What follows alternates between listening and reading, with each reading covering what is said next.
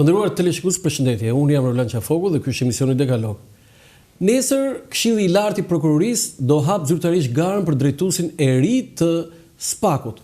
Kush do jetë drejtuesi i ri i SPAK-ut? Pra ai që do pasojë Altin Duman, a do jetë ai një drejtues pak a shumë i profilit që krijoi zoti Dumani, pra një profil i fortë, një profil që ka një bilans tashmë, apo do ndryshoj drejtimi i SPAK-ut edhe në natyrën dhe stilin e punës së tyre?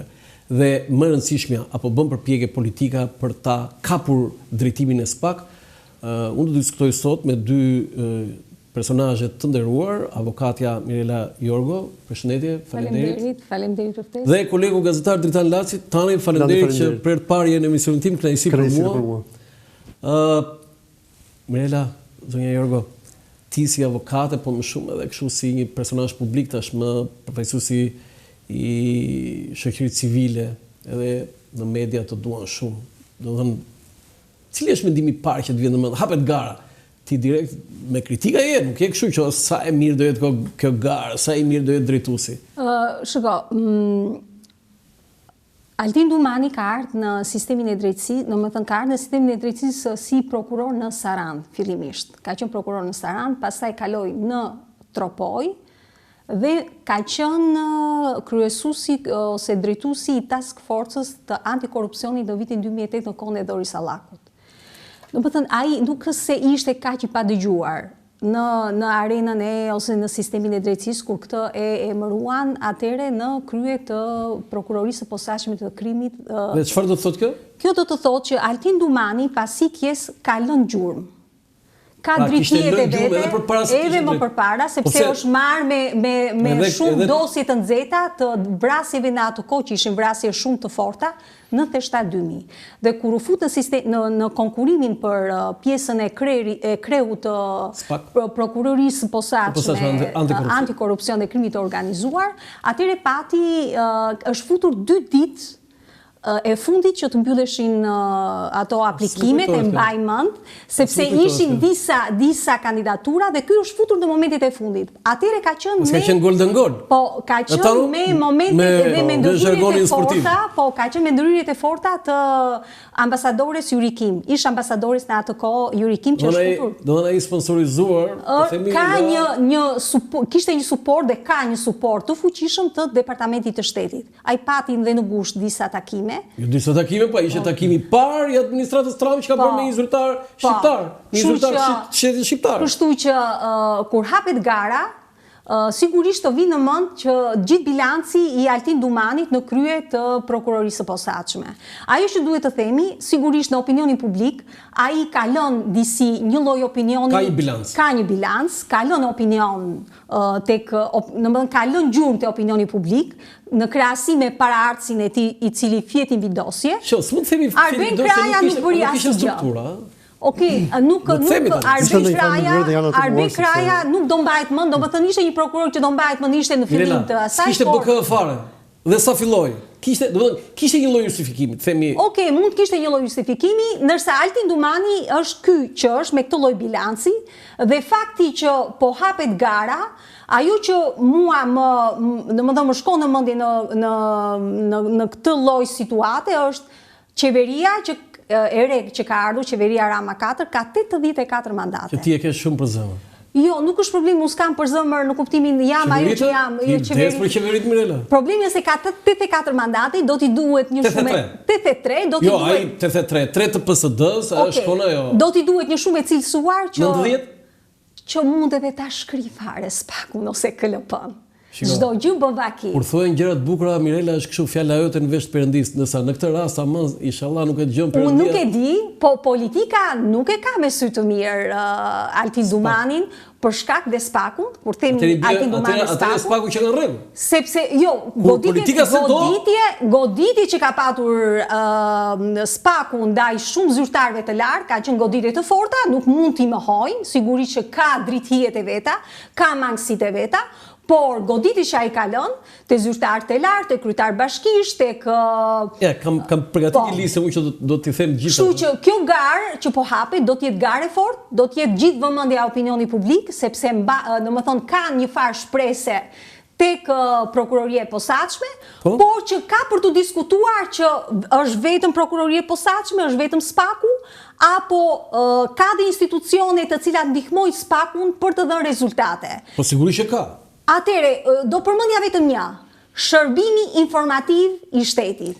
Çfarë roli luan në zbardhje? Që do të pyes më pas. Është një temë shumë e bukur që kam për zemër ose një detaj, po ta përzijem bisedën. E kuptoj. Çfarë të shkon më njëherë mendoj? U hapet gara. Direkt se zoti Dumani për fat keq, e themi këtë, ja kanë penguar përsëritjen e mandatit dhe sepse ajo pengohet një pasnjëshëm. Por problemi është që sa e ligë është kjo, që mbas 3 vjetësh që ai ka drejt të kandidojë përsëri, ai mbaron 9 vjeçarin. Jo, nuk ka. Me ligjin nuk rikonfirmohet në detyrë në bazë të ligjit. Jo, 2 mandate nuk lejohet? Jo, nuk lejohet me ligj dhe kushtetut. Ai prandaj ka bërë një debat.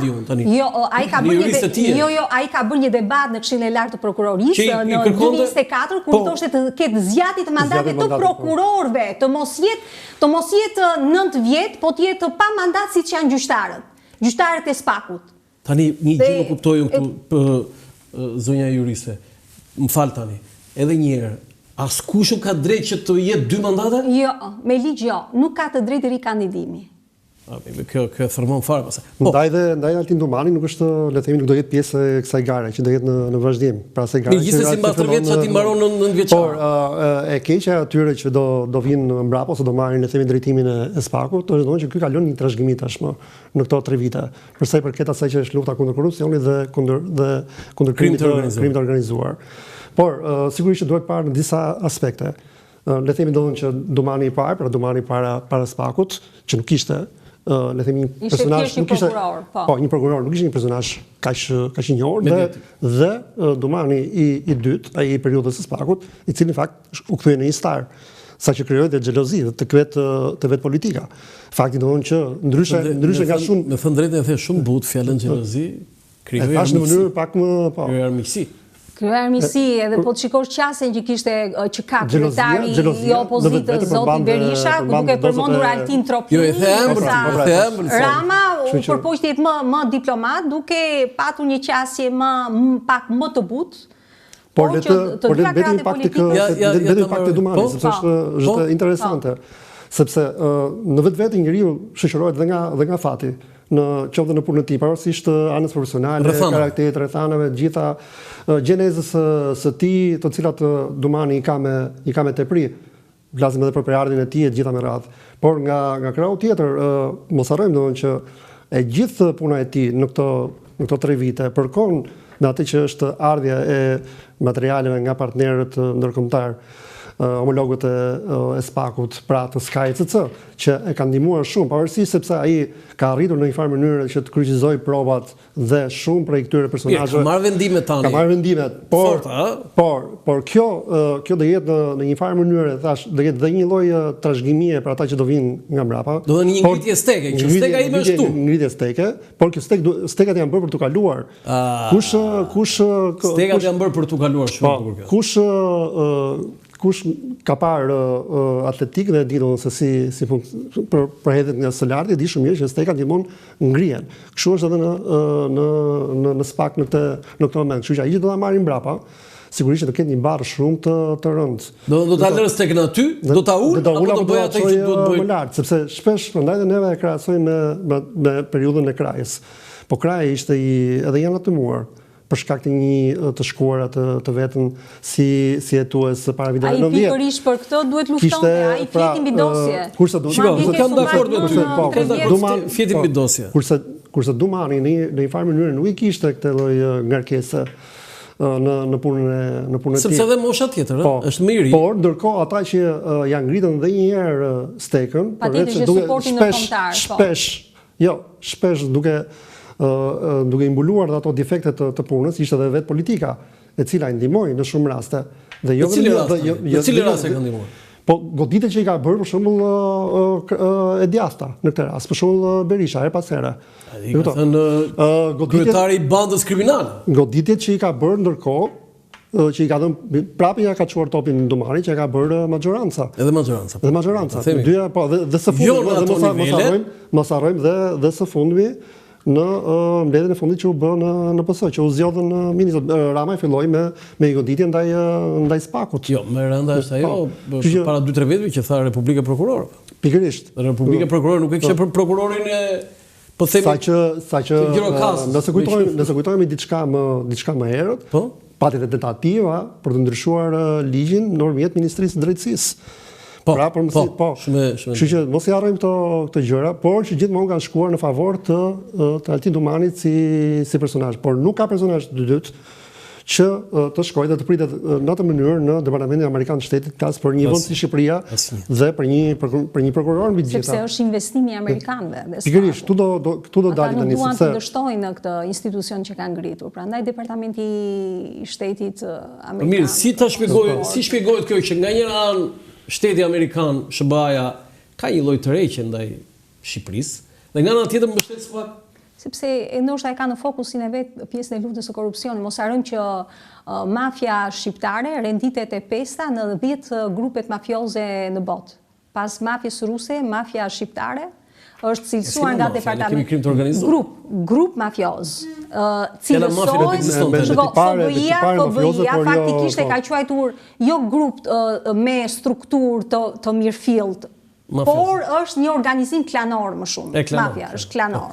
Tani, vim konkretisht, edhe pse ata janë 20 prokuror, më të mund që më janë Adnan Xholi, Vladimir Mara, Klodian Brau dhe Anila Jella. Asnjë nga këta nuk ka dorëzuar sigurisht dokumenta për të qenë kandidat, por unë po lexoj ndërkohë dhe prokurorët që janë aktualisht të SPAK-ut.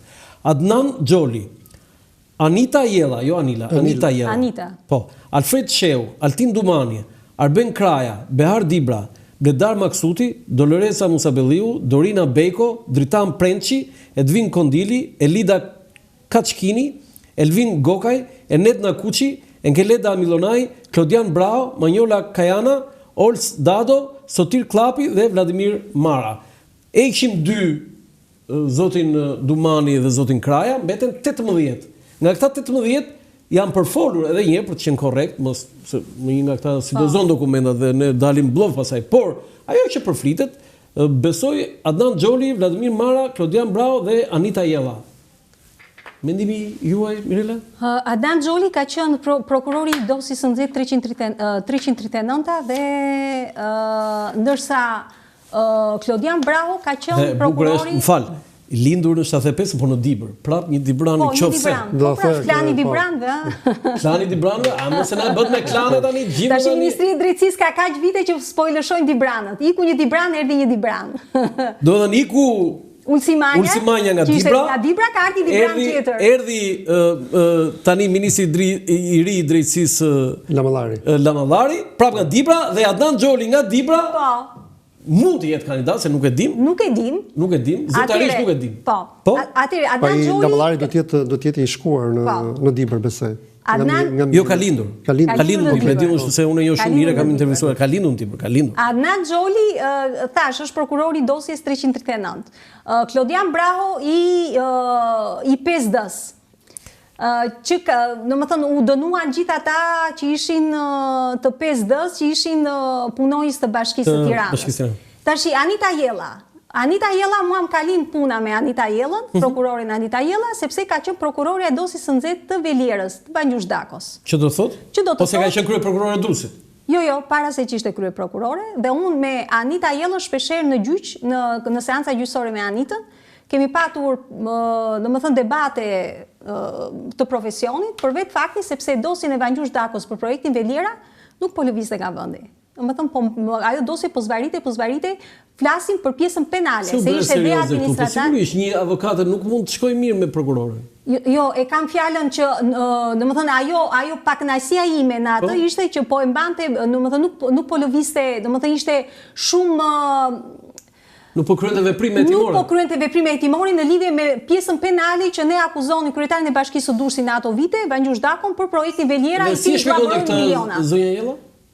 Zonja Jella ka patur me një gazetare aty në Durrës, që sot është gazetare Top Channelit, ka bërë disa pyetje shumë pikante dhe shumë që e bllokuan Anita Jellën në seancën gjyqësore, pas mbarimit të seancës gjyqësore, ku ne fituam shkallën e parë, Por u rëzuam në kush ishit ju? Ne ishim shoqëria civile. Kishit profesin tuaj? Unë isha përfaqësuese, isha avokatja e kësaj çështje, për cilën ne bllokuan të paktën unë. Jo, ma nxirr kokën, domethënë, cili është opinioni yt për Anita Jellën, se e di më të Valeria ajo akoma s'ka mbaruar. Anita mbajtin çikraun e Banjushit. Ti je avokate, ti nuk do thuash që po fitoi. Sepse ne fituam. Në shkallën e parë ne kur Anita kishte dosjen, pastaj Anita e dorëzoi dosjen. Iku nuk u mor më me dosjen e Vangjush Dakos dhe unë kur u mor në hetim Vangjush Dako nga prokurori posaçi më ka ardhur shumë çudi që u akuzuar për një diçka që ishte shumë më ashtu, ndërkohë që projekti Velira ishte një projekt i cili glaboroi miliona e vazhdon të glaboroj miliona e miliona të procesi i vetingut. Pra sepse procesi i vetingut. Nga UNM-ja për domethënë prokurori Anita Jella e kam njohur në këto lloj pozicionesh. Sigurisht unë personalisht kam ato rezervat e mia. Vladimir Maro dhe Klodian Brau? Klodian Brau tash është i dosjes 3D. Adnan Xholi lindur në Dibër. Vladimir Maro ka lindur në Korçë? A jam i saktë këtu tani? Kam përshtypjen që Vladimir Maro se gjeta në asnjë nuk e di të saktë. Klodian Brau lindur në Skapar, po vit klani Skapalive, do thonë ju nga Pogradeci. Jo, Klodian Brau Në Skapar? Po pra, po ishte prokuror me këllçe, kur i them unë, popullorçe. Dhe Anita Jella në Durrës? Anita më duket, jo, nuk është në Durrës, se ka qenë prokurore në Elbasan, më duket, pastaj ka. Jo, fillim ka qenë në Elbasan, nuk e di nga është me origjinë. Tani, sa di unë Jellat janë nga Tirana. Po pra Jellat e famshme, midis kryes dhe Jella është si mark. Kush e njeh historinë dhe përplasjet e viteve 1800 midis dy fisëve. Ndonë që ishte dhe Jella në mes. Jella, po, ke shumë drejt. Origjinat pak. Pastaj ku ka lindur është tjetër gjë. Po jo, por nuk e bëra këtë që ku ka lindur tani se do fillojnë këto pastaj. Klani direkt Mirela, klani Dibrës, klani Skrapar, pse po fitoi Klodian Brau direkt e mos Skrapar lind thosh. Shikoj, ndoshta unë kam një bindje tjetër. Që zakonisht zakonisht kur bëhet një konkurim në një institucion shumë të rëndësishëm dhe ka ndodhur me vite, që zakonisht lakohen publikisht disa emra, në momentet e fundit vjen kandidati pyk që futet i duhuri dhe atëherë i zhbën të gjithë të tjerët. Dhe unë kam bindje që në momentet e fundit po, historikisht ja të përmendun. Kur ai kjo prokurore Marku, kur ka ardhur atëherë është futur Arta Marku. Arta Marku ka ardhur në momentet e fundit dhe është të gjithë e mbajnë mend skenën ku është betuar Arta Marku në hijen e flagëve dhe tymit në kuvend. Po mos kalojmë. Jo, kur e emërua Ina Rama në kohën e Bamir Topit, ka qenë në momentet e fundit se ishin kandidatë të tjerë, në momentet e fundit është futur emri, jo, po flas në përgjithësi çfarë ndodh. Si strategjisht ka një nukel të caktuar. Pra që ato 18 prokurorë që kanë ngelur në SPAK, kështu që askush tjetër nuk mund të dalë nga jashtë. Do të thotë ishte komplet diçka tjetër. Për këta katër që po mund të mos jetë, këtë po them, mund të mos jetë asnjë. Kjo është thjesht një përzgjedhje. Mund të futet një emër tjetër që mund të jetë. Tani një përcaktim. Tani personazhi për mua më interesant aty është Adnan Xholi. Më është dashur të lexoj pak, le themi, CV dhe trajnimet e tyre, por edhe një lloj sinopsi doon që ai bëri vetes, sepse ai ka qenë dhe në garën para 3 vitesh aty dhe ai thotë doon që unë jam njeri i FBI-s. Pra atë në fakt dhe mos harroj Shtetet e Bashkuara të Amerikës, unë po them për atë që ka thënë Adnan Xholi. Po, unë jam njeri i FBI-s. Pra do thonë që besoni mua sepse mbas me është dhe Amerika. Por mos harrojmë doon që Adnan Xholi është dhe njëri doon i cili e ka shoqëruar shpesh Altin Domanin në takimet me amerikanë. Ka një lloj krau i djathtë. Një lloj krau i besuar dhe le themi edhe në një lloj kështu korrace të vetën, duket njëri doon jo aq të simpatik për portretin, por që ka disa simpatik u xhabur. Jo, çka burr, e kuptoj, po simpatik për ata që do edhe i thjesht, ëh. Jo, më bën përshtypje, tani dua të them këtë gjë se e kam, domethënë pak a shumë në një pallat jemi aty, shumë i thjesht. Shumë i thjesht. Ai kur ecën në rrugë, se këtë ka një njerëz që ka një profil të lartë, ëh. Do të thënë nuk ka këto se ata i vinë çka ata bodyguard, ata nuk para i pëlqen. Dhe është shumë i thjeshtë tani vetë njëri del kalon rrugë normal, një prokuror i SPAK, më fal tani. E kisha në kuptimin doon që simpatik për ata doon që nesër mund të jenë pre ti, nëse ai zgjidhen kryet SPAK. Tani ta bëj një pyetje drejt për Adnan Xholin. Nëse zgjidhet ai do ta vazhdojë aty ku ka lënë. Unë mendoj që jo do ta vazhdoj aty sepse thash dhe herë, nëse ai do t'i qëndroj të thënave të tij të para 3 viteve platformës që ai paraqiti në KLP, kupton, nuk është se ka një dallim shumë të madh nga Dumani, por se Dumani fitoi ose nuk është mërzitur që fitoi Dumani? Ai po aspiron. Ai aspiron që ta marrë. Nuk është se ka ambicie të tjera, nuk është se i ka fshehur ambicjet e veta. Tani unë nuk them domun që ai do presupozon domun që të jetë ai një star si Dumani, po që të jetë në krye të SPAK-ut dhe ka ambicet vetëm të shprehur. Zëri Ergo, kam një pyetje të tillë. Ne do komentojmë përsëri dhe figura të tjera, se është normale që mund të ketë dhe surpriza, po tani në informacion që kam, dhe kjo është normale, përsëri në Shqipërinë tonë politike, lufta më e madhe po bëhet te kajet politike tani, te politikanët, që kush e kush ta ketë. Tani, sa do ndikoj politika? Se kemi ndikim nëpërmjet asaj që tha tani në fillim, që janë bërë përpjekje që të ndryshojnë ligjet, të ndryshojnë mënyrën e zgjedhjes, janë bërë përpjekje për ta përvetësuar drejtuesin, siç e dim garën kur fitoi Dumani, por unë kam informacion që edhe tani politikanë të djathtë dhe të majtë dhe të djathtë, pra nuk është se ka ndonjë ndryshim këtu. Absolutisht. Se ata të opozitës duan të kenë një të tyre të tjerë. Askush nuk do që të ndiqet penalisht, askush nuk do që të zbulojnë paratë që ka vjedhur shtetit, askush nuk do që të dinë kur zanafilla e pasurisë X pushtetari në të kaluar dhe në të tashme. Jo, kur thua të kaluar, më fal që të ndërpres. Deri tani SPAK-u është marrë me qeverinë. Jo, me të kaluar i vetmi personazh tani i bie Abi Maltezi që s'ka qenë as ministër as gjë. Tani ata ministrat nuk ishin engjit yjet e netëve të gjata të. Mua më ka bërë përshtypje nuk u nis asnjë procedim për Genc Ruli, nuk është nisur procedim as për Kjo i thot me emra me ministër tjetër që kanë qenë të përfolur.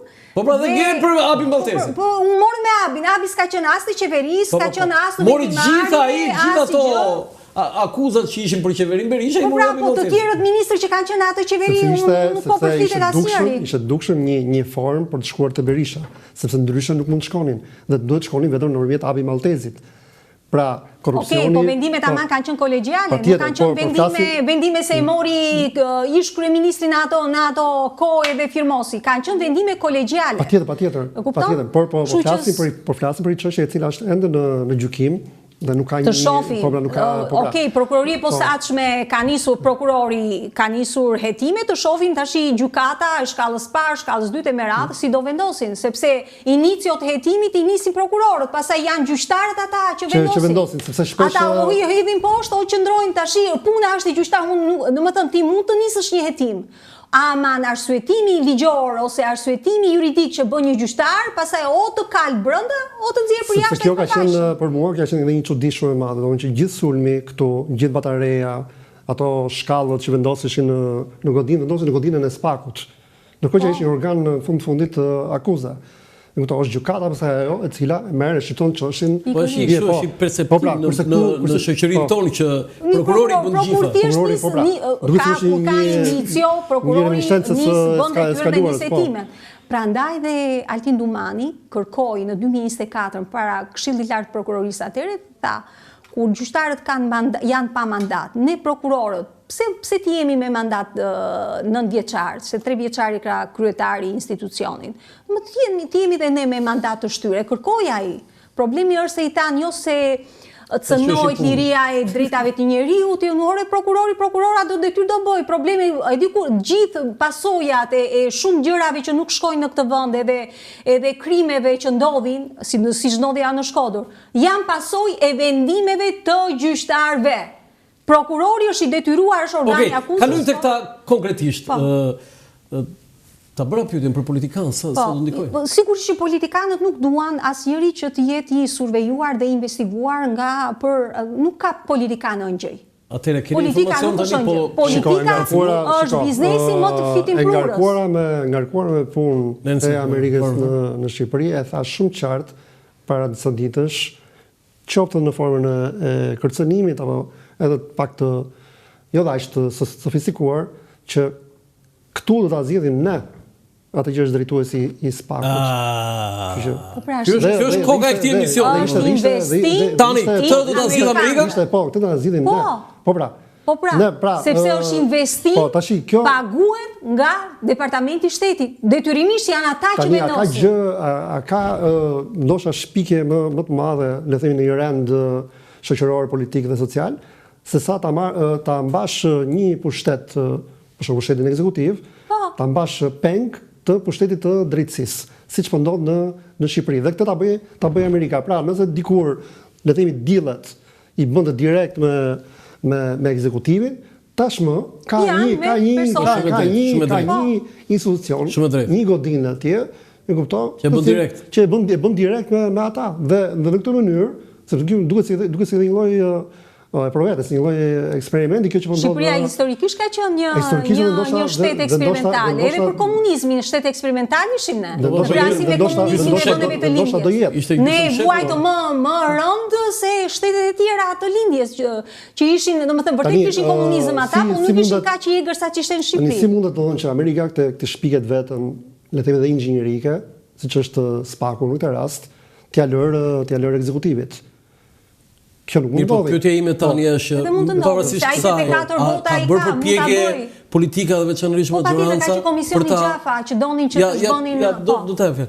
A ka bërë përpjekje politika veçanërisht majoranca për ta patur atë, do të thënë ndikimin te drejtuesi i ri SPAK? Patjetër, ajo bëhet në mënyrë të drejtë për drejtë, siç bëhet për shembull që nëpërmjet kërcënimeve, komisioneve në këtë rast, atyre pastaj që janë njerëzit si puna e Xhafat, për shembull, që është gjithmonë komision që është gjithmonë aty për ndryshimin e ligjeve, për ta futur, le themi, SPAK-un në një lloj dare që ja ngushton gjithmonë më shumë frymën pa mundësinë për të tuar apo për të bërë punën e vet.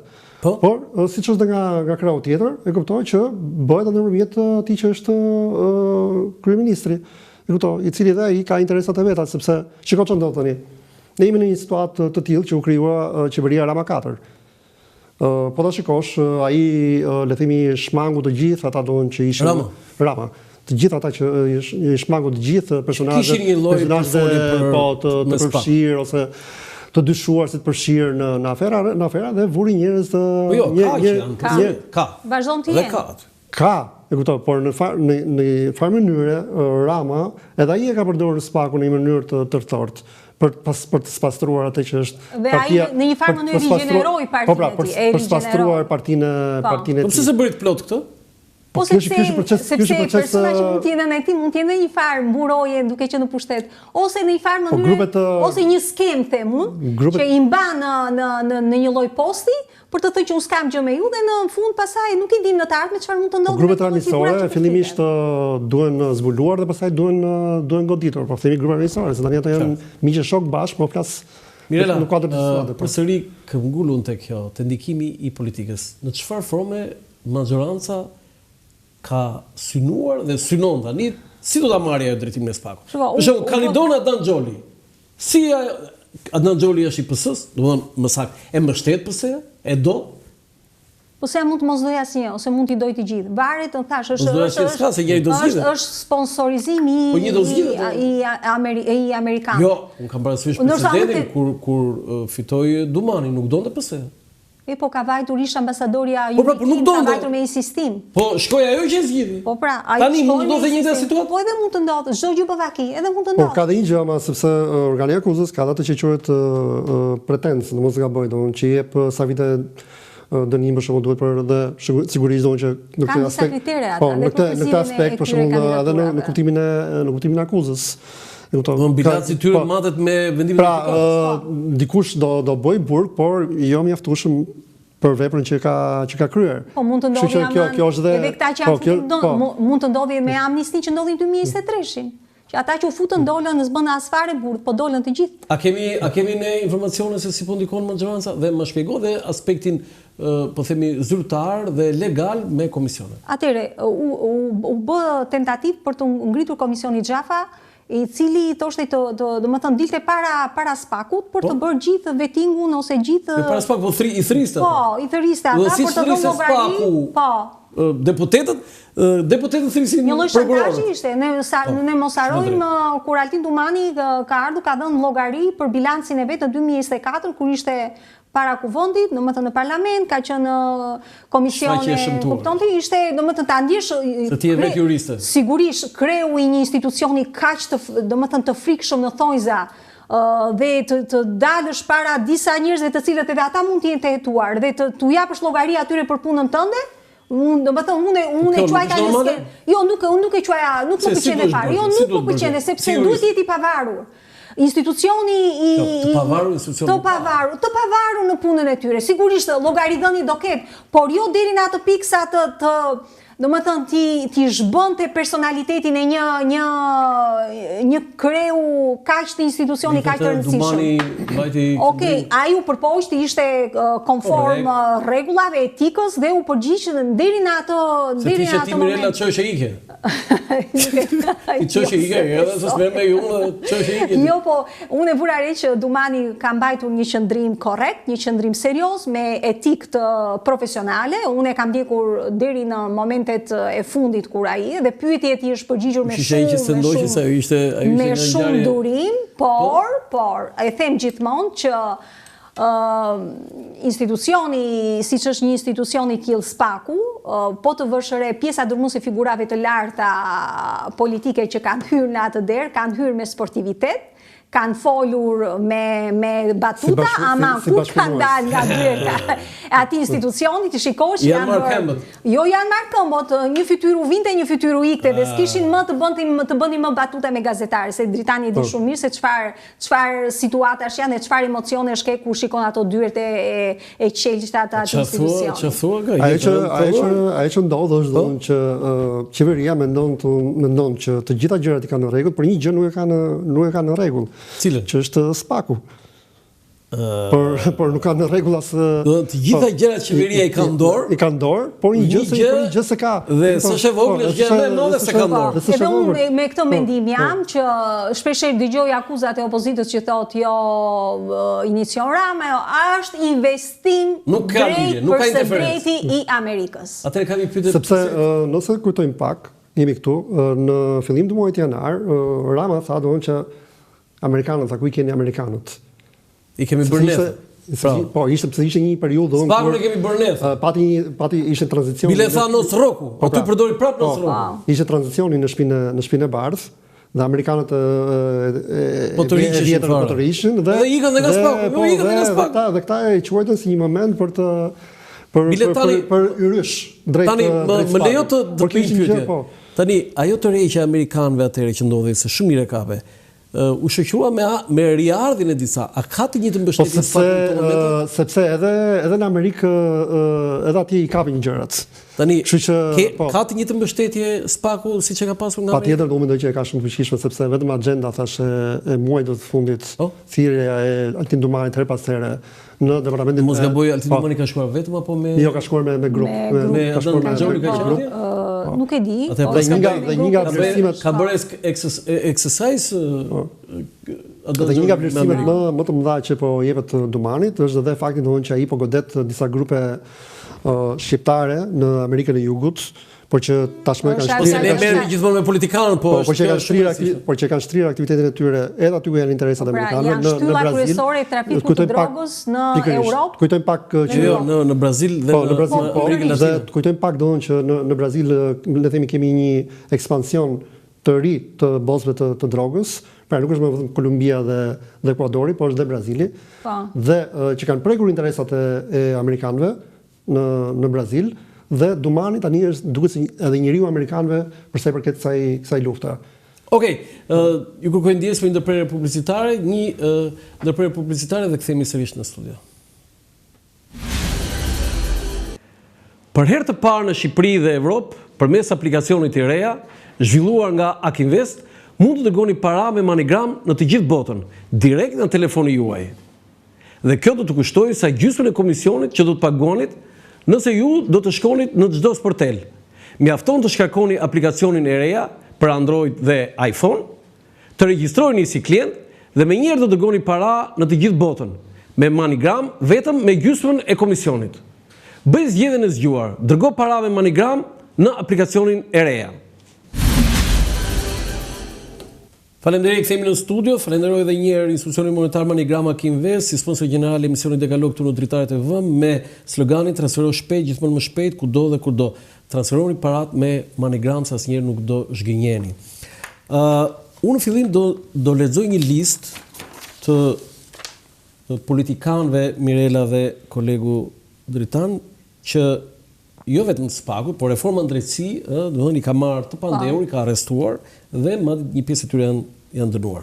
Sajmir Tahiri ish ministri i Brendshëm, Ilir Beqa ish ministri i Drejtësisë, Lefter Koka ish ministri i Mjedisit, Agim Kajmaku ish kryetari i Bashkisë së Vorrës, Jurgis Çybja deputeti i PS-s, Mark Froku deputet, Safet Gjitsi kryetari i Bashkisë së Kukësit, Ervin Saliani deputeti i PD, Sali Berisha ish presidenti ish kryeministri, Ilir Meta ish presidenti ish kryeministri ish kryetari i Kuvendit, Erion Veliaj kryetar i Bashkisë së Tiranës. Zonja Jorgo, ky është bilanci me politikanët, sepse ajo e krimit organizuar është tjetër gjë dhe tha tani. A mund të themi ne që me këta janë, po themi pjesa kryesore, se ka dhe të tjerë kryetar bashkie të një nivelit të dytë, të tretë.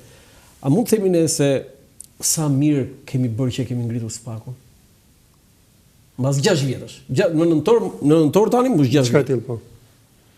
Shikoj, me këto arrestimet e bushme u thye ajo tabuja ose ai mendimi i pandëshkueshmërisë. U thye. Nuk ka më tani që mund të bëj si thoshte Robert Drika të çfësh kështu. Jo, domethënë e theu. Altin Dubani për këtë e theu. Domethënë opinioni publik është koshient për këtë pjesë, pavarësisht rezervave të tjera të punës së tij, po në këtë pjesë e theu. Tash se si janë bërë arrestimet, qoftë ish presidentit Meta, në atë lloj mënyre që ishte. Pse duhet bësh? Për show. Unë mendoj se ishte show i turpshëm. SPAK-u do të bënte show? Altin Dubani do të bënte show? Nuk e di çfarë, nuk më pëlqeu ai, domethënë sepse ai nuk ishte i frikshëm dhe i turpshëm. I frikshëm më shumë se sa i turpshëm. Domethënë unë jam shtangur kur e kam parë atë lloj arrestimi. Nuk ishte SPAK-u, ishte i policisë. Jo, SPAK-u mund ta bënte në inform pjesë, se SPAK-u drejtonte atë. Drejtonte atë. Ai nuk ishte. Por ta arrestosh në SPAK-u brenda thirrë, ty dhe arrestoi. Ai ishte 24 orë përpara. Ilir Meta nuk kishte tendencë për të larguar jashtë shtetit. Kishte mënyra të tjera për ta, domethënë ishte i turpshëm, ishte. Jo, shefqet mund që kanë thënë për të qenë korrekt. Ministri i Drejtësisë, besoj një profesor. Ky arrestim ishte i frikshëm dhe i turpshëm. Unë e quaj të frikshëm. Domethënë unë aty kur e kam parë atë lloj skene, mirë nuk më ka ardhur në kuptimin që një ish president i vendit tim, domethënë të trajtohet në atë lloj mënyre, pavarësisht gjunahe mëkateve që ai ka. Jo, s'ka lidhje fare me ato thuaj. E kupton, ka mënyra shumë më dinjitoze që ai ti përgjigjet drejtësisë, një mënyrë një e dyta, edhe bllokimi i ish kryeministrit Sali Berisha për muaj të tërë maj balkonit, ishte një diskredititim i figurës, domethënë nuk e di pse u bë ajo punë, sepse të gjithë e mbajnë mend mënyrën se si është marr zoti Berisha, ku nuk u zbatuan ato lloj procedurash për heqjen e mandatit si jashtë, se ai i kërkoi këto pjesë, ai kalvari gjatë procedurial që e bllokoi maj të lumturohet asnjë në shtet as i Shqipërisë për atë. Por pyetja ime është, a ishte normale që zoti Berisha shpërfilli gjykatën, tha nuk shkoi, tha se sigurisht që nuk ishte normale. Patjetër që nuk ishte, po pra, nuk ishte normale. Të thërritet Mirela Jorgo, thonë unë se njoh se kushtetuta. Patjetër që nuk ishte normale, por aman edhe parlamenti sigurisht që nuk zbatoi procedurat për heqjen e mandatit të një deputeti që të lejoj. Po patjetër duhet të mlidhej për heqjen e Berisha si edhe Berisha se s'u bën. Jo, unë jam me të vërtetën, unë jam me të vërtetë sepse shpesh e ngatrojnë me parlamenti duhet ishte mbledhur në bazë të procedurës për të hequr mandatin këtij deputeti dhe të fillojë. Tani kjo si precedenti që Erion Velia mund mos shkarkohet? Erion Velia nuk është deputet, Erion Velia është kryetar bashkie. Jo, është kryetar, po, pikërisht statusi të njëjtë ka me duhet lidhet Këshilli Bashkiak patjetër, duhet lidhet Këshilli Bashkiak që të vendosin. De facto është i shkarkuar de jure. De facto sepse ai doli, kryeministri doli dhe vendosi tha unë do vendos kandidaturë finale. E kupton, domethënë pa i marr parasysh gjithë procedura ligjore si bësh shkarkimi një kryebashkiak. Ishte mbledhje partie, vendos kandidat. Sepse ai mund ta bëjë mbledhje partie, sa ishte asamble dhe ishte hapur. Ishte hapur. Mbledhje partie është ajo. Jo, ai nuk dha urdhër aty. Ai zoti Velia mund ta çojë gjykatë Mirela. Patjetër që po. Dhe ne nuk e dim, gjykata thotë s'është shkarkimi Po, edhe ato mund ta bëjë. Është e drejtë e tij. Është e drejtë e tij për të kaluar në gjykat, patjetër që po. Kështu që se komentojmë dot. Kështu që procedura duhet ndjekur pavarësisht hetimeve dhe iniciove për hetime. Jo flasa, kemi në një bilans tashmë që tash ndjekja penale këtyre figurave shumë të fuqishme, patjetër që janë arrestime të bujshme që deri para jo as bëj fjalë. Edhe shpesh ishte krijuar bindja që ishin të paprekshëm. E u thye kjo tabu. Bilanci është se sa ti nëpërmjet GKK-s ke arritur të provosh. Pra do thotë që gjitha dosjet që ti ke marrë në hetim, normalisht ka shkuar në GKK, atje kanë qenë të suksesshme dhe përputhen me organe akuzën. Pikërisht. Ky quhet sukses. Po, në momentin që kjo nuk është, atëherë nuk quhet sukses. Fakti do të thonë që disa prej ministrave apo në rang më të ulët, zëvendës ministra apo drejtore të gjitha, tashmë kanë marrë një dënim nga GKK-ja. Pavarësisht se ai dënimi shpesh lë pak hapësirë për dyshim.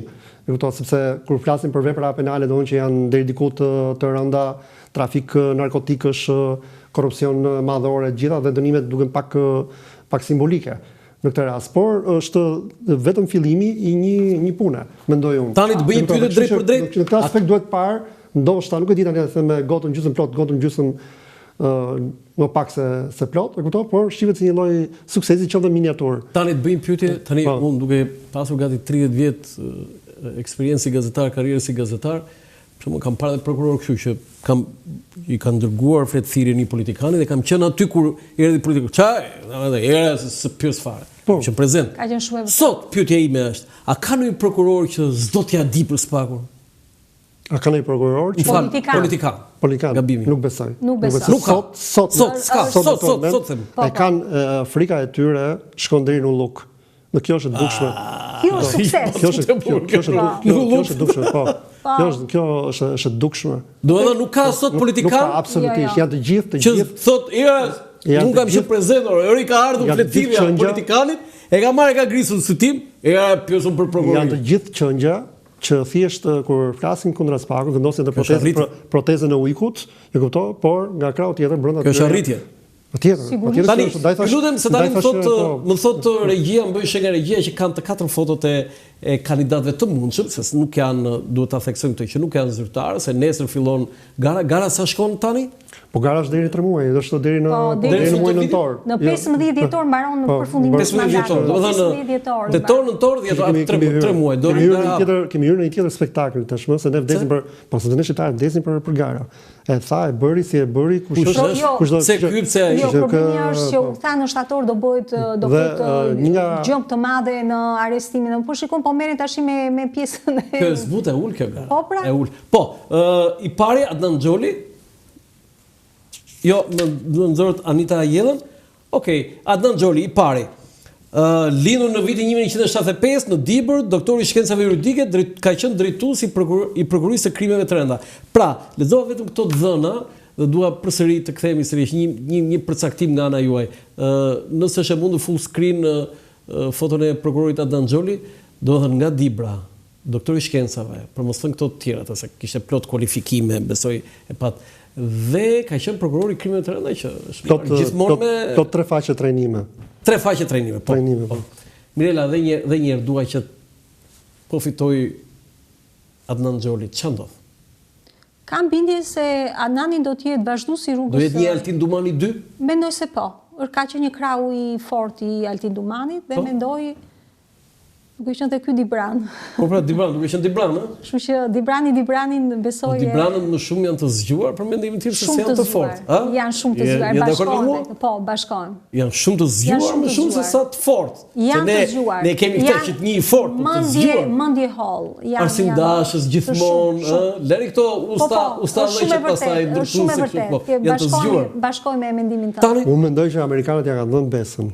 Do zgjidhet ky?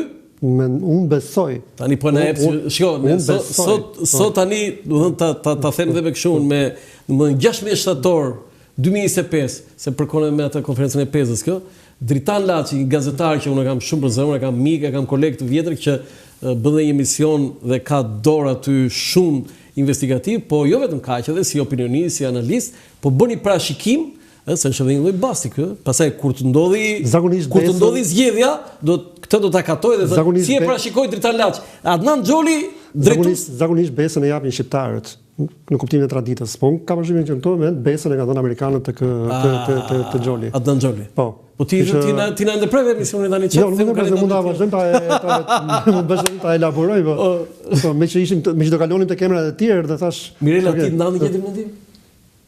Mendoj se po, se ka dhe një certifikat. Jo, me këtë që thotë që amerikanët e kanë mbyllur Adnan Xholi. Jo, dyshoj një çik se tash, unë jam për këta kandidatët që futen në Golden Goal, që futen kështu në momentet e fundit edhe bëjnë atë golin e fundit. Edhe mbaron gara. Nuk e di, do shohim kur do t'i dali. Nuk mendoj domosdoshmë që amerikanët do ulen në një deal me kryeministin Rama. Në çfarë pëlqen ai, çfarë doi, e kuptoj. Praktika dhe jeta e ka treguar. Është mira i me emrin e tyre, nuk besoj që. Nuk besoj që është kjo. Presim ne që të vejë Rama atje ti thotë atyre që ishin këtë këtë. Jo, ka kuptim, po.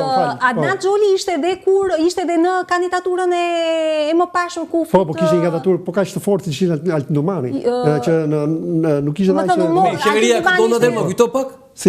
Këdonte qeveria atë që mbështesë që e thoshin me hapur. Më duket nuk. Jo, më duket se Kraja në atë kohë kishte sërish të Kraja, po, këtë drejt. Kishte mundësi që të rikandidohet. Po, i dyti Vladimir Mara. Vladimir Mara, fotoja e dytë me kandidatin tjetër të mundshëm për të qenë gjithmonë korrekt. Do të themi që janë të mundshëm sepse nesër shpallet zyrtarisht gara dhe ata do bëjnë aplikimet e tyre. Ka kështu formalitet. Po ai ka dy, shikoj tani, Vladimir Mara ka dy. Ja, Vladimir Mara, ja ti lexoj, lindur në Korçë në 74, nuk jam i sigurt për këtë në Korçë, domethënë vetëm kam përshtypjen. Ka qenë dhe ky prokuror krimeve të rënda, që do thotë është një si vjet. Tash më sa di, ai ka dy mburrje të vetat. Me sa di, ka ish ministrin Tahiri për dosje. Si çështje. Po si çështje dhe me sa di dhe dosjen 339 me cilën ka pas me një prokuror tjetër, që i ka si mburrjet e veta.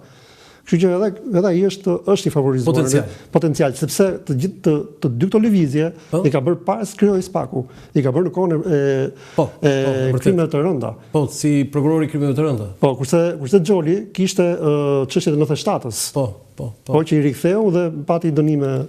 Për ty Mirela? Vladimir Mara? Nuk e shoh si kandidaturë të. Po pse ke ndonjë kështu të Jo, fare, absolutisht jo. Mirela mendon domthonjë që nëse është nga Korça, ai është për pen tjetër, jo për Klani Korçaj, me klanin. Jo, ai është për pen tjetër, jo për pen, kuptoj. Tani shkojmë te një kandidat tjetër, Klodian Bravo. Këtu do thon Skrapaliu, po ne kemi kështu. Po, e shoh si kandidaturë goxha të fortë. Lindur Skrapar 82-shin, është një brezi komplet më pas, gati 8 vjet, 7 vjet nga Vladimir Mara Adnan Xholi dhe ka filluar karrierën prokuror në Berat. Po, mendoj se po. Klodianin e mendoj.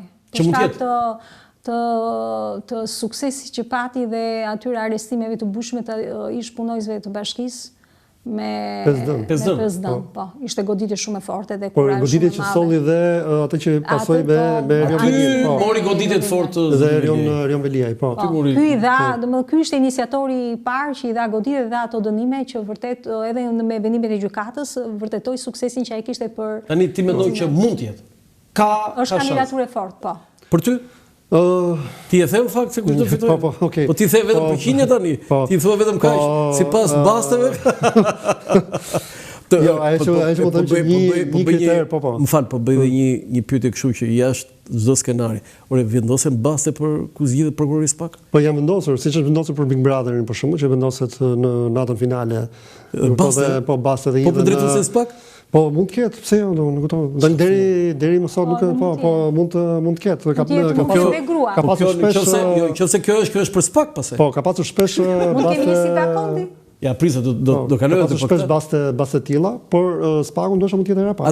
Atë do të thosh për Klodian Bravo që siç ata di është nga Skapari, por ka dhe një kriter Ka dhe një kriter domethënë që nuk e di a mund të vlej ose jo, e kupton që është beqar. Po, më bëri përshtypje kjo. Po. Kjo vërtet është kush shumë i rëndësishëm, sepse s'ka ku e shantazhojnë. Domethënë këta prokurorët e tjerë shumë të shantazhueshëm tek familjet e fëmijët, tek. Ai ka familje, ai s'ka duar ka nën, ka vëllezër, ka motra. Jo, nuk e ka në kuptimin e nuklit të ngushtë, po flasim gjithmonë. Familjar. Ka familje tani mos e tani neve. Nuk e them kështu, në këtë lloj forme. E them që pyetja ime është se po i hyn dhe në disa vendime është avantazhuar. Kupton sepse mund të. Po çfarë bëj Klodiani Shkreta tani me sa ka dalë prokuror vetëm me çështje të mëdha? Po, vetëm gjë që nuk do. Ku ta gjetën USN-ja? Vetëm gjë që nuk do i duhet atij, nëse zgjidhet kreu i SPAK është që nuk e ka nevojshme të martohet siç bëjnë politikanët këtu në Shqipëri, domethënë që hynë në politikë. Falcone, të përmend dy emra të për hir të Giovanni Falcone dhe Borsellino, për cilën njëri po. Njëri nga Borsellino kurse njëri nga ata ishte që s'kishte fëmijë. Kush e Falcone më duket? Po Falcone që martuar dyra, po s'kishte se u vradhë gruaja. Nuk ishte fëmijë me qivun, me bombën. Po thosha ndryshe nga politikanët këtu për shkak që për shkak të një lloj kompleksiteti që kanë tek elektorati i tyre, i duhet patjetër që të martohen më njëherë pasi zgjidhen, se thon kryeministër Beqara apo.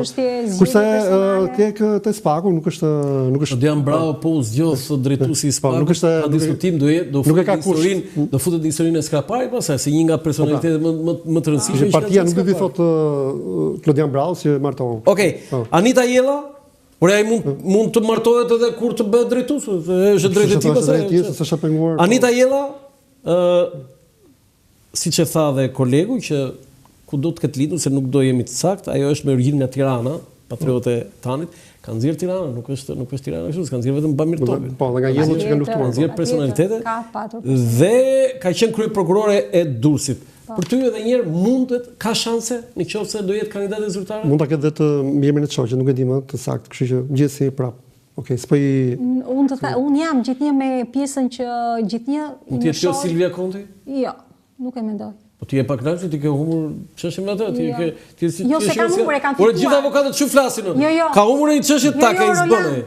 E kanë fituar. Kur ishte kjo prokurore? Fitova shtanë e parë. Jo, nuk kam asgjë me atë, po mendoj jo. Ti pas ke mundur, ti pas ke Jo, unë e fitova shkallën e parë, po. E kishte dosjen? Se apo gratë për gratë nuk janë kështu solidare. Jo, absolutisht jo, nuk e kam fare me, po mendoj që kandidati, e thash dhe atë Dritani parashikoi për prokurori Xholi, unë mendoj që në momentet e fundit ka për të futur një kandidatur tjetër. Ja do të lexojmë. Dhe mund të jetë dhe femër, Jo, do të lexojnë ato. Tani, për ty si do jetë Anita Jella? Shiko, nuk është se ka një vlerësim të veçantë për as kuptimin simpatisë apo antipatisë për Jellën.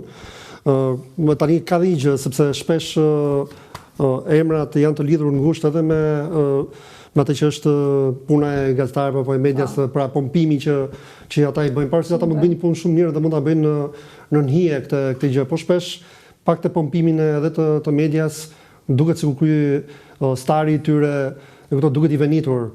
Nuk është aty ku duhet dhe shpesh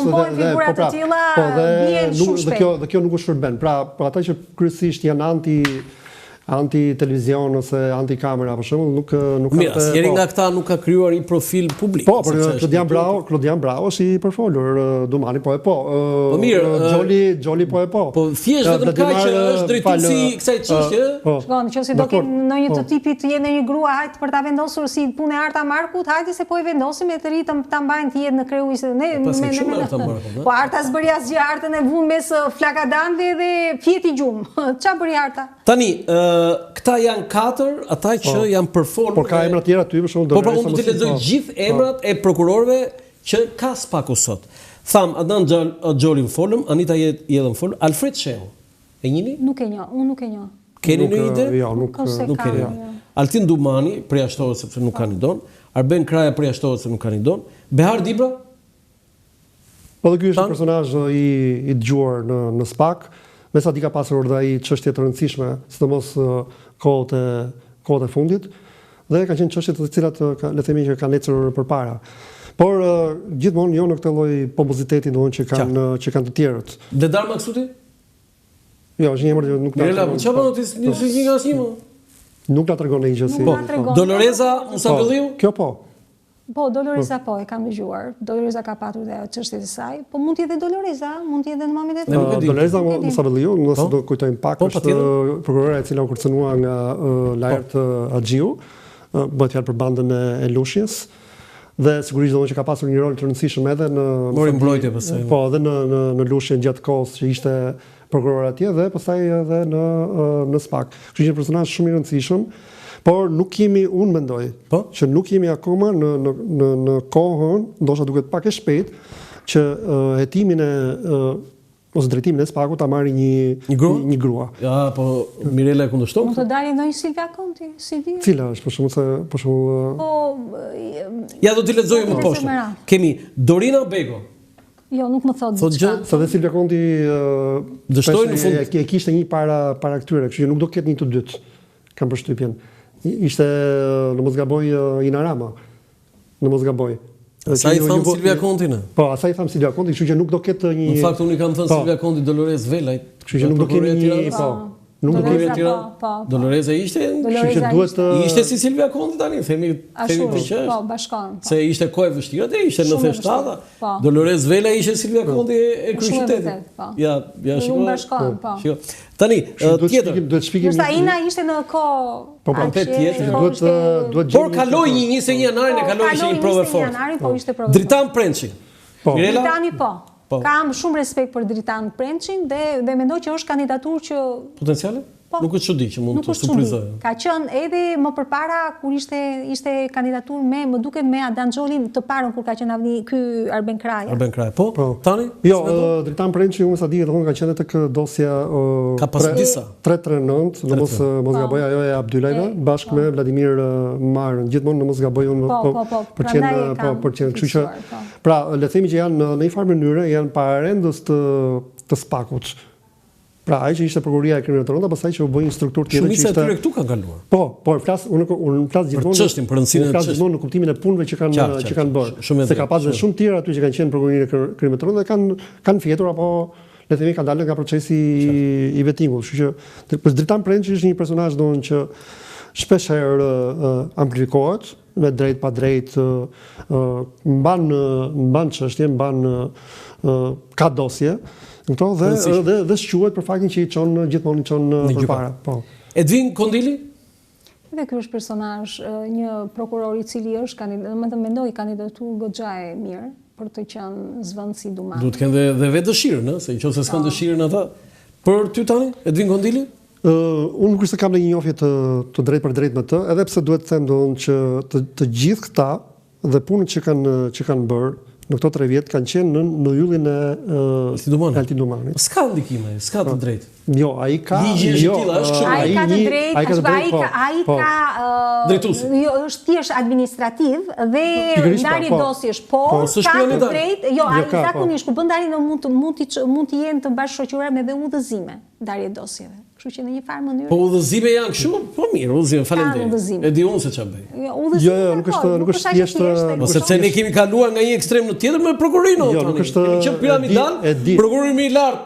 Urdhëron dhe prokurorin më të ulët. Ligji e ka që ka thjesht pozicion administrativ dhe ndarje dosjesh të prokurorët. Por nuk përjashtohet rasti ku shpesh e ka pranuar vetë Altin Dumani që ka dosje të cilat i shpërndan me udhëzime të posaçme. Jo, më e rëndësishme besoj tani është kjo që drejtuesi i prokurorisë i bashkangjitet çdo hetim. Patjetër se ai ka firmën në fund, kjo është po bashkë me për shembull, një prokuror ka një çështje, do vi dhe unë thotë duan, dhe këtë ka drejtë. Po. Tani kemi por për mua është pak për e sigurt, domethënë që pa Altin Dumani në krye të këtyre punëve, shumë prej tyre do ta kishin të vështirë. Elida Kaçkini. Edhe Elida ka patur dosje të personalisht? Jo, personalisht nuk njoh asnjë personalisht nga ata, po ata duket se i njeh tani mos fol kështu. Okej, vetëm ata. Po mësoj s'njoh asnjë tani se i njeh. Po, atë i njoh, e shoh dhe kandidaturë pse jo? Për ty tani? Një grua në krye të prokurorisë së posaçme pse jo? Edi Rama do kishte qef një grua në krye të. Po, sepse i shkon për shtat me manierën me përbërjen e qeverisë. Me kollaj urdhra dhe gratë janë një çik më të bindura. Jo, Albert Akipi e ka thënë është thënie lapidare kur u vendos Ina Rama. Është një prokuror, një grua, si do të bëj?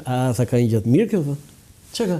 Po të paktën tha se po t'ishe burë tha ishe ndryshe, nuk do ulet tha për kafen, për restorante, tha tani. Atë e kam thënë unë në një emision me Dritan Hida. E pas ke vjedhur përse. Jo se kam vjedhur. Unë e kam thënë që ne si gra, unë si grua avokate e kam shumë të vështirë të ule me prokuror dhe gjyqtar të hajt dreka darka siç mund të ule dikush. Po, kështu ka thënë Albera Kipi. Të paktën Ina Rama tha nuk do ulet, tha do hajt dreka darka, tha. Unë nuk e bëja dot. Një grua tha nuk ka. Tani, vim te kandidaturë tjetër, Elvin Gokaj. Nuk e njoh. Nuk kam ndonjë informacion për të. Enet Nakuçi këtë e njohun shumë mirë.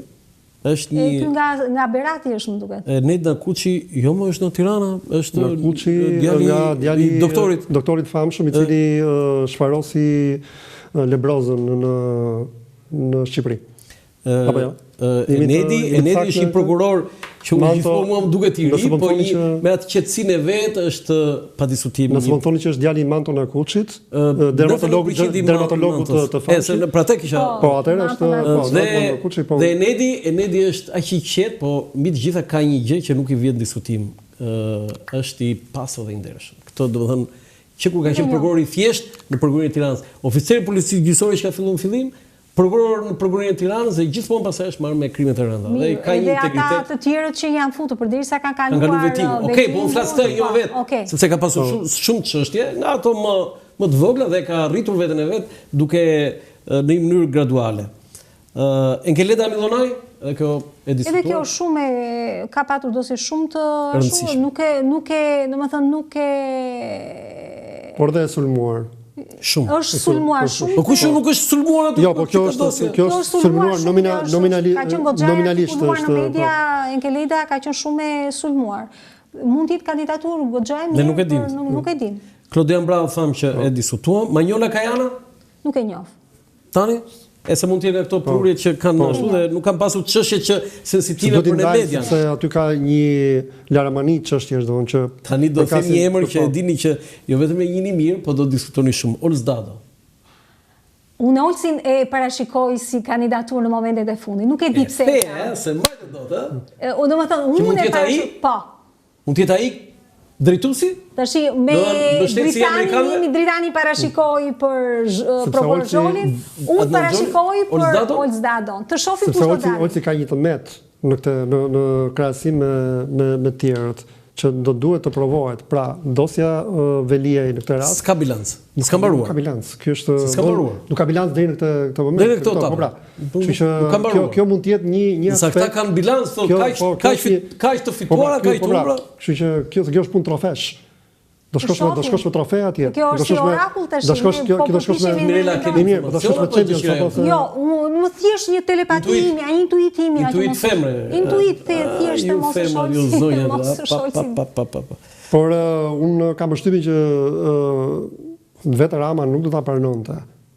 Do ta kishte një lloj targeti, ato ndoshta nuk e duan këtë lloj targeti. Rama nuk pranoi edhe.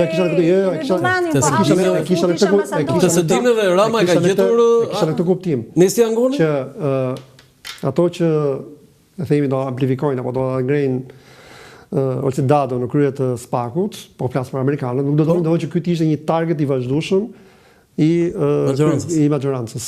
Tani, kam një pyetje këtu si juriste, Mirela, diskutimi më i madh për Olz Dadon është procedura që ai ka ndjekur për zotin Veliaj dhe avokatët kanë disa pretendime, pa ajo që mua më ka bërë më shumë përshtypje dhe këtu s'ka nevojë ti jesh jurist, po ne si gazetar me përvojë pak ne dim që kur dikush bën një denoncim, prokuroria e thret denoncuesin dhe i merr generalitetet, dhe pyet dhe ai jep disa shpjegime më shumë se sa ajo që ka shkruar.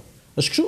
Tani, avokatët thonë ata dhe kjo është bërë publike, gjithë gazetarët e kanë atë, që nuk është bërë asnjë përpjekje për të marrë vesh për të mësuar kush është Nesti Angoni. Tani kjo është shkelje apo është normale për prokurorët gjithnjë kur kanë inicio, kanë të drejtë të jetojnë. Kanë të drejtë të jetojnë për çdo lloj. Jo, fal, po them gjë tjetër. Prokurorët nisin edhe me një shkrim gazetë. Ana procedurale thoni juve. Po procedurat. Nuk është pyetur. Prokuroria nis hetimet edhe një ka nis Albera Kipi e tipet edhe për 4 radhë, 6 radhë ato që shkruanin me shkurtë ne që ne i vinim kod atje. Albera Kipi ka nisë hetimet. Po nuk po them këtë, po them procedura që është ndjekur në hetim.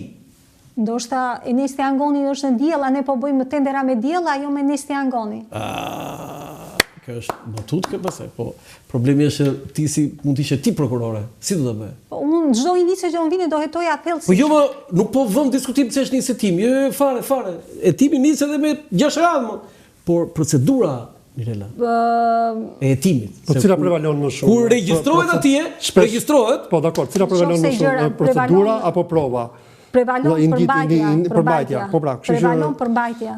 Kështu që nesi angoni, duam s'duam, gjëra shumë të vërteta, edhe po dalin faktikisht disa nga, mua më vjen çudi sepse Erion Veliaj po akuzohet për fustane si dikur Ramiz Alia që për kafet e Nexhmijes, për kafet e Nexhmijes, ndërkohë që Erion Veliaj mund të ketë sa gjunaj shumë më të mëdha se ka. Si është kjo sindrom? Tani se ai është akuzuar janë shumë të mëdha, pastrim parash. Në rregull. Po jo, po aty provat aty nisën ka drejt mirë. Nisin me fustanet e Ajolës edhe takat e Ajolës. Bërin krahasim. Tani më lejoni ta them kështu se çfarë si gjyqi kafeve të Nexhmi Hoxhës? 2 libra shkruajti avokati i Nexhmi Hoxhës vetëm për atë gjyq. Po patjetër. Ka ndruar jetë babi i Gjergjit Beshirit, avokat Beshirit, ma thuaj emrin? Si kishte Beshiri, profesori? Po Beshiri ishte edhe ky që ishte kryetari djali i tij që ishte ca kohë ndër dy. Gjergji është prokuror. Jo, është një Beshiri tjetër. Jo, profesori që ka vdekur, ka ndruar jetë, dhe ka qenë një burr i mençur, një burr me të vërtetë shumë profesionist, po ishte avokati i Nexhmi Hoxhës. Dhe bëri 2 libra ai, vetëm për procesin, me detaje, gjithë për se kanë lexuar gjithë librin. Si kishte emrin? Beshiri. Beshiri, nuk. Se s'po vjen emri. Okej, Sotir Klapi. Po dhe Sotir Klapi ka qenë kandidaturë edhe në zgjedhjet e para kur u zgjodh. Vërtet. Edhe në të dytat kur zgjodh, po. Kanë qenë, domethënë nuk ka hequr dorë. Mund të insistoj fort dhe ai për të qenë kandidaturë, nuk përjashtoi asnjë lloj mundësie. Besoj që edhe këta ecin me një lloj nuhatje të tyre. Po, një lloj intuite. Kështu që nuk është se hyn në garë thjesht për të plotësuar. Kanë një, do ata marrin garanci. Kështu që po nga kush? Po, tani edhe se ndonjëherë besojnë domosdoshmë që kjo gara është e ndershme. Në një farë mënyrë, po 4 prej tyre mund të jetë thjesht e kuptoj. Theni thelb tani prap nga s'po e pyet. Tani se ne i marrim këta sikur këta janë një yrësi më vete andaj dhe po ne jemi dishepë mes tyre ka kështu xhelozi, konkurrencë. Patjetër, konkurrenca gjithmonë ka. Përplasje, ka xhelozi profesionale patjetër. Ore profesionale, okay, po më shumë se profesionale them. Po tash personale, ka. Njeriu është një qenie mëkatare, nuk është një qenie kaq e përsosur, patjetër që ka. Sa më vjen mirë që e pranon mëkatin, po. Dhe juriste, kur pranon juristët, tani ti mendon që ka përplasje. Po patjetër, konkurrencë do ishte pa natyrshme që mos nuk janë murg dhe atje nuk është manastir. Spaku nuk është manastir me mur. Nëse do ta shikosh modestinë e tyre, mund ta shohësh edhe në momentin kur ata prezantojnë veten. Kur thonë për shkak që un kam hetuar këtë dosje, kam bërë këtë. Çfarë është kjo? Në vetvete. Një marketing që i bëjnë vetë. Po një marketing, një lloj burrësie. Jo, po ata po se thonë ata si një njeri. Jo, dakor, e kuptoj, por në krahun tjetër tregon dhe ambicie, por dhe është një sfidë ndaj atij që është kolegu i tyre brenda një godine. Nga 18 që kanë të drejtë të garojnë, sa parashikon Titani që mund të futen garë? Kjo është një gjë the një gjë interesante pak më lart që jo, ai që s'ka garanci nuk futet thuati. Dhe këtë drejt. Mendoj që ai konsumohet sepse nëse do mendojmë një gjatësinë e Spakut që do ketë një palë, themi zgjedhje tjera mbas tyre, themi, sigurisht ai do ketë mundësi. Spaku nuk ka kufizim. Jo, nuk ka kufizim, thjesht ai do prokurorët do të shkojë prapë në vetë ata që hezitojnë për të futur në garë. Mund të jenë 5-6 prokurorë. Jo, klasi për zgjatje thotë. Sikur zgjatje do ka 9 vjet dhe duhet të prokuror, po jo Spaku. 9 vjet prokurorët e Spaku. Po Spaku vetë Spaku vetë jo ka shikoni ka nga 2016 deri në për 9 vjet kur se në sa ka Jo 2019 filloi punën Spaku. 2019 filloi punën Spaku. 2016 u miratua reforma në drejtësinë, 2019 filloi kur u emërua Arben Kraja. Ja dhe ky nuk ka se ka ndonjë mandat. Unë frikën më të madhe e kam këtu që me 84 vota sa ka marr qeveria Rama me gjithë të mazhorancë. Po merr edhe disa vota të tjera për të kaluar në shumicë të cilësuar, do bëjnë ndryshime kushtetuese dhe gjithë kjo reformë vetëm ta shkrijë thotë. Po dhe mund të ndodhi. Nuk është çudi. Spaku... Jo, për të shkrirë më falë tani. Edhe Berisha e bashkon votat për të. Patjetër, më janë të interesuar ata. I gjë kollaj votat... Band kriminale, thot Berisha. I gjë shumë kollaj votat, më falë drita. I gjë shumë kollaj votat Rama për të shkrirë reformë si janë të tërë në rrezik. Jeni në sëpat nga Spaku. Si s'kan interes ata u bashkuan votat edhe për amnistin. Spaku, për mua, edhe është akronim dhe nuk është akronim.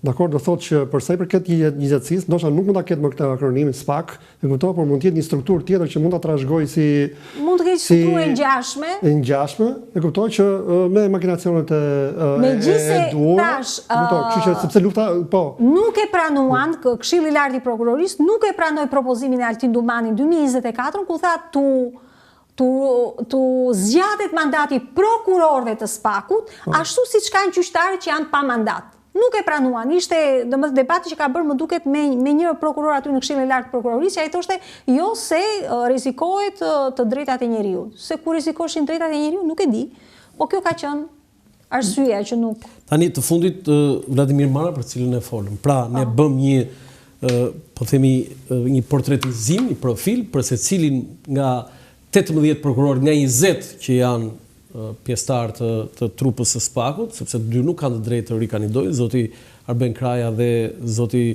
Altin Dumani, për 18 prokurorët e tjerë një portretizim, por 4 mbeten gjithmonë ata më potencialet për të qenë kandidat. Pra, edhe një herë, Adnan Xholi, Vladimir Maro, Klodian Brau dhe Anita Jella. Nesër si fillon procedura, Mirela? Duat më sqarosh këtë. Do hapet gara, do jetë një afat për dorëzimin e gjitha dokumentave. Do lë një afat ata dhe pikërisht lëndja e atij afatit unë që domethënë e dyshoj një çik që mund të jetë 2 ditë para se mbyllet, domethënë të jetë afati i fundit, mund të futet një kandidaturë të cilët edhe mediat do ta kenë shumë të shpejt, domethënë do jetë kaq e shpejt kjo lloj kandidature si e parashikoj unë, që mund të jetë kaq ashtu që do kenë kohë ta lakojnë kush është ky qysh e tek. Mund të futet, nëse do jetë ndonjë figurë që e kanë amerikanët për zemër, ose mendojnë se mund të jetë vazhduesi ose trashëgimtari. Dhe pastaj do vazhdojmë atë që është intervistimi i gjithë. Po, intervistuesi i gjithë. Do fillon intervistimi. Por që vetë ajo do bëhet live? Unë nuk e di tani se si funksionon edhe ka dhënë live dhe se ka dhënë live, sepse ata do japin. Unë di që të gjitha kanë qenë të diskutimet, kanë qenë të zbardhura. Me sa di, gjitha intervistimet që janë bërë kanë qenë në praninë të gazetarëve, mund të mos jenë në praninë e gazetarëve. Por unë di që herën e parë kur Xholi ka si ka qenë, më kujtohet domethënë se e prevaloi debati unë di që ka qenë e hapur. Pra intervistimi është bëri i hapur. Dhe ai ka kërkuar ndër të tjera, ka kërkuar dhe pajisje përgjimi për fazën e hetimit. Pse po them këtë gjë tani? Po, sepse do vi një ditë që ne themi materialet nga SKCC do shterojnë. Atëherë si do vazhdojmë me Ska ECC. Atëherë kjo është prova më e madhe që i takon tashmë pasardhësit në SPAK. Ky është element shumë i rëndësishëm. Po. Ska e që të mbaron, thot Dritan Laçi. Po pasaj? Që do bëjmë? Do të përgjoj prokurorëve? Jo. Po përnonin shërbimi informativ të shtetit. Tani këtë drejt. Është institucioni më i fortë edhe më bazamenti i SPAK-ut. Pa shërbim informativ të shtetit nuk punon dot SPAK-u. Edhe këto krime që po bëjnë. Unë sa kam parë, tani ndoshta kjo është drejt s'është drejt, por me sa di shishin këta kanë lënë mute. Po pra ka vënë Vlora Hysenin. Unë s'po shikoj Vlorën as gjikundi. Tani, Jo, më fal. Nuk shikohet shishin. Jo, nuk shikoj. Patjetër. Ka një lloj, ishte ky para se kishte, para Bari Shaqirit. Kush ka qenë? Visho Ayazi, ishte Bariu, ishte Visho. Elidon, ka qenë Elidoni. Është institucion shumë i rëndësishëm dhe këto krime që sot po bëhen siç u trondit Shkodra. Pse policia nuk ka informatorët e vet për të kontrolluar territorin, ku janë informatorët? Duhet të ketë po patjetër, e kam fjalën për pjesën informatorit të territorit.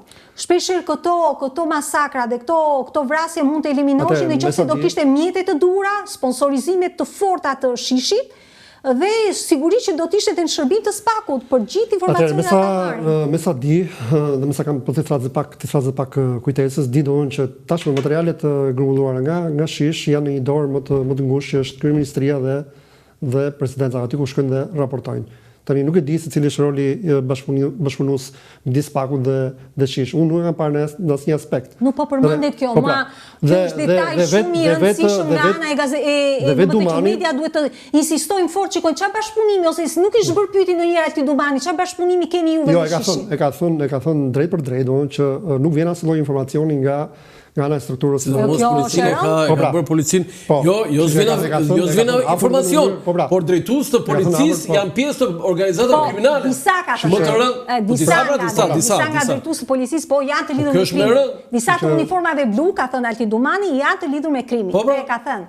Kështu që në këtë aspekt është qartë doon që ka një skizëm midis SPAK-ut dhe Shish. Po sepse ne SPAK-un e marrim kështu sikur është prokuria e përgjithshme, në fakt ne kemi dhe prokuria e përgjithshme. Pikërisht. Po, ajo është më shumë administrative tani. Okej, Altin Dumani insistoi fort që edhe kufiri për ndjekjen e veprave penale, që e ka një kufi të vogël në lek, e kupton të rritet kufiri, thot ai, sepse ne po ngjeshemi me dosje me krime të cilat mund t'i marrë prokuroria e përgjithshme. Ai që po thosha unë, edhe pse ju referova Sky, dhe pse u ktheva te Sky, është doon që disa personazhe të njohur të botës krimit në Shqipëri janë identifikuar nëpërmjet materialeve që kanë ardhur nga partnerët tanë në Francë. Po pse duhet të jenë partnerët tanë? Shishi jon pra vrasje të tëra që janë kryer në Shkodër, në Elbasan, janë zbardhur nëpërmjet këtij mekanizmi. Pra ku janë atëre institucionet e tjera? Pikërisht. E di sa i fort ka qenë sigurimi i shtetit në kohën e diktaturës? Ama të lutem, po jo, flas, ka qenë armë shumë e fortë. E diktaturës proletariat. Po Mirela, çfarë thua Mirela, se na hoqë trurin tani? Jo, sigurimi, ka qenë sigurimi i shtetit që u zhdurua në Shish. Këtë un po bëj në mënyrën se si është domethënë ka bërë transformim. Kishte, për të ruajtur pushtetin. Por tek ishte arma e fortë e diktaturës proletariate. Jo, sigurimi i shtetit. Ishte vetë pushteti. Por në një shtet që të figurojë pjesa e qetësisë, pjesa e luftës së krimit, Shishi është organizatë, është një institucion, duhet të jetë fonde të fuqishme, duhet të kenë burime njerëzore të mëdha, informator, në mënyrë të tillë që të jenë në funksion të SPAK-ut, nëse e duam vërtet që të kemi të luftojmë krimin e organizuar, të luftojmë. Jo, ti ke informacion. Jo, nuk kam informacion, s'kam unë them, edhe kur u hakeruan, që u tentua nga 2 persona që u hakeruan emailët e prokurorëve të SPAK-ut, kanë qenë ish punonjës të shtetit ata, një ka qenë i drejtorisë së bugjeve dhe tjetri ka qenë i studi i mbrojtjes së territorit. Kanë qenë 21-22 vjeçar, kanë qenë ata që hakeruan emailët e prokurorëve. Atëherë, po pse duhet bër kjo, domethënë je në një stad tjetër dhe të zhvillimit të teknologjisë. SPAK-u duhet shikojë mirë ose dhe kandidaturat që do të vinë pas Altin Dumani, duhet shikojnë që edhe pjesa administrative duhet jetë e trajnuar në mënyrë të jashtëzakonshme dhe pjesë informatikës, se tash sot nuk luftohet më krimi, sot do jesh më i vështirë krimi. Nuk ka më krim, domethënë me armë, me vrasje, sigurisht që po, tash krimi vjen në një shkallë shumë herë më të lartë. Më i sofistikuar. Më i sofistikuar, tani do jetë më e vështirë për SPAK-un, është një sfidë e jashtëzakonshme me kohën që po jetojmë. Ndaj thash edhe këtë gjë doon që tani një pyetje, a jemi në fazën që SPAK është një sanduiç mes PS-s dhe PD-s, pra të dy palët e kanë sulmuar realisht. E tham dhe në fillim, po është një status tani, po themi publik që e ka marrë SPAK-u pra. Unë do thosha doon që SPAK-ut i pëlqen ky status. Sepse kështu është në rregull. Se kështu është në rregull. Do të shpesh me këtë. Ne kështu duhet ta sepse kështu me këto mbulondet mendat e veta. Duke sulmuar njëra, mbulon mendat e veta. Po. Duke sulmuar njëra dhe krau tjetër mbulondet mendat e veta. Është normale që politika të jetë kundra SPAK-ut. Nuk ka dëshirë. Jo, a jemi ne në këtë fazë? Po, sigurisht po. Dhe është mirë? Nuk them as është mirë, as është një realitet që duhet ta pranojmë. Edhe SPAK-u është e pranon këtë lloj realiteti. Është në mes të dy sulmeve, domethënë të dy krahët e politikës, nuk e duan njëri SPAK. Dhe nëse ka bururuar diçka SPAK-un Altin Dumanin, është pikërisht kjo. Si nuk e bëri njëri pyetje zotit Berisha dhe për ty tani e kam këtë. Ti ishe aty kur doli Berisha di? Jo, nuk kam. S'ke qenë aty. Që ai cilëson Altin Dumanin krye kriminal, kryetari bankës e tjerë. Zoti Berisha, një pyetje të thjeshtë. Zoti Berisha, a mund të ftoj Departamenti i Shtetit kryetarin e IBAN-dhe në vizitë i pari dhe i vetmi? Zoti Berisha duhet ketë kurajën ta pranojë që SPAK-u është investimi amerikanëve. Po nuk e ka ndoshta të vështirë për ta pranuar. Por këtë se llogarit fare i thot bandit kriminal ti thua, çfarë thua? Tani. Është investim. A je dakord të mua për këtë që Berishës nuk është bërë kjo pyetje? Po, është vërtet, por në fundit doktori njihet për që kur sulmon bën sikur sulmon. O sulmon të masakron. Kam qenë edhe vetë në një moment, kam qenë në një situatë të ngjashme, jo më domani pastaj që sigurisht ka fate. Pse? Po është një histori midis ne edhe po ka shumë vite që kërkoj opinionit, por po doktori ti nuk bën kështu sikur të kalon kështu tangencë. Po. Tani kam një pyetje për ne të medias. Tani Mirela, ti parasi se je avokate juriste, po ti më shumë anon këte nga media dhe ne median ke. Si ka funksionuar media në raport me SPAK-un? Domethënë, a ka bërë ajo atë që duhet bënte dhe a SPAK-u ai është përgjigjur ashtu siç duhet media, sepse kemi pasur çështje penale, kemi bërë deklarata, kundër deklarata, mendoj se media ka qenë e gatshme të japi çdo lloj informacioni na ditë. Un kam qenë i shoh shumë gazetarë aty sepse kur kaloj në gjykate i kam afër. Jo, ata bëjnë punën e tyre, nuk është Europë se rinë aty, një gazetar. Jo, i shikoj janë gjithkohon në zbatim të profesionit të tyre. Përpiqen me mishe me shpirt. Ka institucion më të rëndësishëm se sa SPAK-u Mirela, e kupton çfarë do të thonë. Ata përpiqen me mishe me shpirt të japin çdo lloj informacioni dhe unë mendoj se SPAK-u ka qenë deri diku korrekt me mediat, por mos harrojmë rastin e Qynos, që ishte rasti gazetari Qynos, që ai e fitoi në gjykatën kushtetuese, që për shkak të nxjerrjes së shumë informacioneve aty në SPAK, ai u penalizua ku i morën telefonat, i morën. Sigurisht që SPAK-u ka raste që media ndonjëherë e tejkalon dhe detyrën e vet, sepse mund të çojë në zbulimin e shumë sekreteve që janë sekrete hetimore. Do të thua është gabim kur publikon fakte që janë të sakta? Jo, shpeshherë media duhet jetë edhe pak e kujdesshme në zbulimin e fakteve. Kujton se gazetari thot këtu duhet jemi kujdesshëm. Ore, nëse ka saktë, boton gazetari. Problemi është ajo është saktë apo jo? Problemi është shpeshherë që mund të dëmtojnë edhe. Sepse ka ndonjë për shembull thot sipas burimeve të mia dhe thot çfarë duhet dhe s'është fare ashtu. Okej, po shpeshherë edhe mund të çojnë në zbulimin e hetimor të çështjeve të cilat mund të parandojnë jo pak. Mirela, edhe një herë, gazetari nuk është jurist, gazetari nuk është prokuror, gazetari nuk është avokat, gazetari nuk është gjykatës. Gazetari e plas atje dhe s'do ta di fare. A mendoj Bernstein, kryeredaktori i Washington Post, se mos i ndodhte në një gjë presidenti i Amerikës, ja plasi dhe pik. Atë që dua të them unë është kujdesi që duhet të ketë SPAK-u për mos ekspozimin e shumë materialeve të cilat janë sekrete hetimore, dhe të mos bëj rrjedhjen e këtij informacioni te gazetarët dhe pastaj të shigjetoj gazetarët duke i penalizuar gazetarët që pse ti nxjerr lajmin. Ti si prokuror ke drejt të ndajmë atë që është aftësia e një gazetari për të siguruar burimet e veta, edhe nëse në sigurisht po bashkohem. Por tani se unë po zhvishem nga petku i gazetarit dhe po e bëj në mënyrë të pandershme, sepse ti je gazetar me integritet, edhe ke një karrierë mbi shumë ushqime të gatuara, të cilat villen posaçërisht nga një segmente të caktuara dhe nga politika në këtë rast, kundrejt kundërshtarëve të tyre, të cilat shërbejnë si ushqim për media. Po pra, kjo është pastaj një histori komplet tjetër.